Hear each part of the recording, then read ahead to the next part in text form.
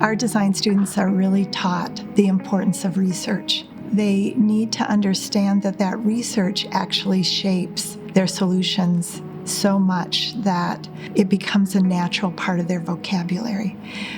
We explain to our students that what's in their brains and what's their preferences are not really where the design solution will probably end up or even go.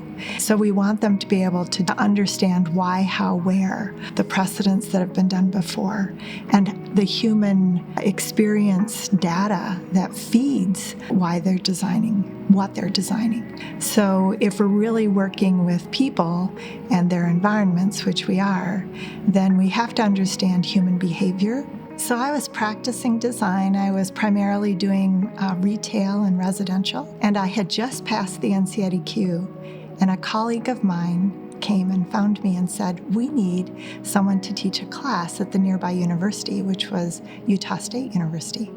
And so I went up and taught a class, and I was horrible. I was terrible, I know I was, but I loved the students, and we really connected. So they brought me back, and it turned into a full-time position. I think many of the educators that you speak with who teach design today, they actually came in through the back door.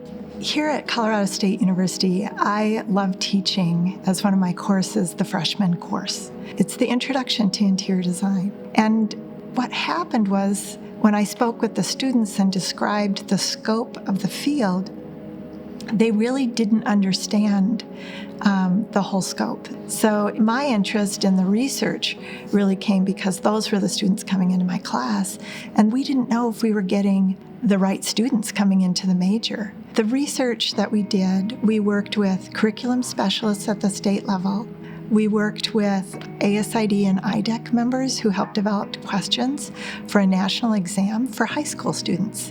So they actually created an exam for AP credit where they could, after they take interior design at the high school level, that they would actually then be able to waive a course at a collegiate level. And you just see it ratchet up starting in the freshman, sophomore level where they finally start understanding the true impact. To all accounts, Stephanie Clemons is one of our most successful professors in the entire university.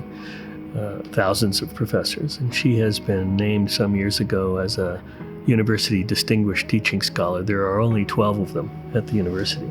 But this is our highest award given to professors who have demonstrated not only that they're good in the classroom, but that they're bringing ideas and new pedagogical methods. Well, we treat our students as professionals. We treat them as our colleagues. So we're after their success. We care about them deeply. Last semester, some junior design students worked with an early childhood center.